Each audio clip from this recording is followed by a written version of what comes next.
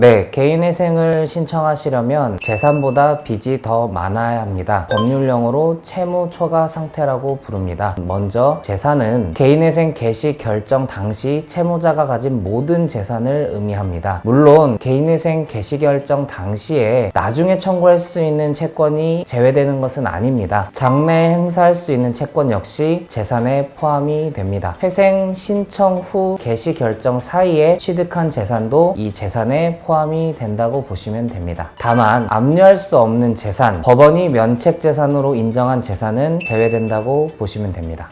개인회생 신청할 때 채무가 어느 정도 되어야 돼요? 채무가 어느 정도 되어야 하는가에 대해서는 지난 영상에서도 말씀드린 적이 있는데요. 담보부 채무의 경우 15억 원 이하, 무담보 채무의 경우 10억 원 이하여야만 신청하실 수가 있습니다. 이 조건을 초과하는 경우에는 일반 회생을 신청하셔야 되는데 개인 회생과 일반 회생이 어떻게 다르냐에 대해서 한마디로 말씀드리면 채권자 동의 유무에 따라 달라진다고 보시면 되겠습니다. 자세한 내용은 별도 영상을 통해 설명드리도록 하겠습니다.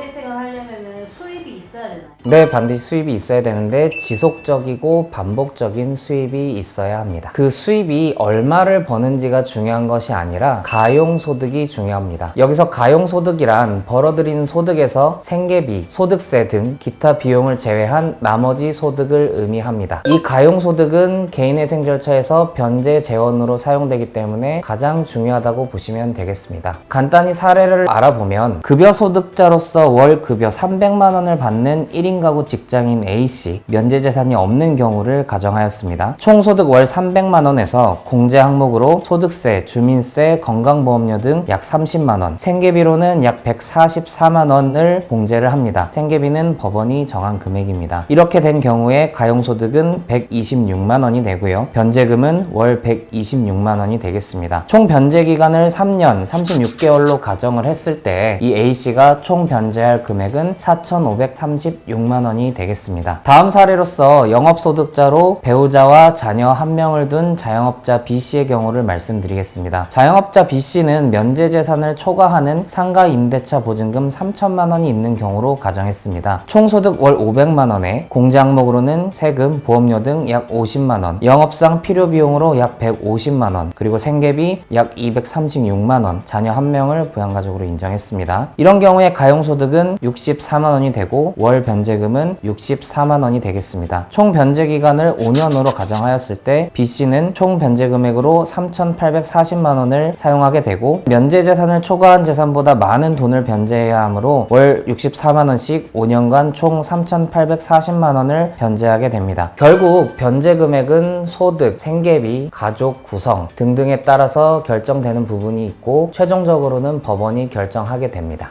혹시 개인회생을 하려면 회사에 다니는 정규직이어야 되나요? 반드시 그런 것은 아닙니다. 비정규직이든 사업소득자든 그 소득이 반복적으로 발생하는 것이 중요합니다. 개인회생이나 개인 파산을 내가 해본 적이 있다 이러면 어떻게 됩니까? 개인 회생이나 개인 파산을 해본 적이 있다는 이유로 다시 신청할 수 없는 것은 아닙니다. 그 신청이 성실하다면 개인 회생을 다시 신청하실 수가 있습니다. 다만 채무자 회생 및 파산에 관한 법률에 따르면 파산인 경우에는 7년, 회생인 경우에는 5년이 지나지 않으면 면책을 불허하고 있습니다. 기존에 신청을 했던 사실이 있다는 이유만으로 면책이 안 되는 것은 아니고 기간이 지나고 그 신청이 성실하다면 다시 한번 회생 결정을 받으실 수 있습니다.